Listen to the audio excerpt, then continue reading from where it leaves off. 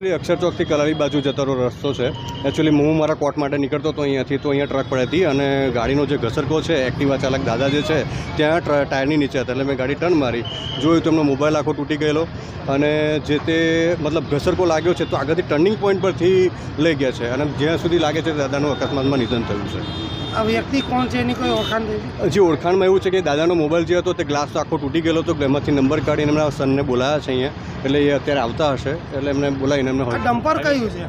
Dumper truck ચાલક એવું કહે છે કે વીએમસી તરફથી છે અને અમે લોકો માટી ભરવા માટે જઈએ છીએ. તો પહેલાં તો અમારો સવાલ એ થાય કે ઉપર પરવાનગી કોને આપી?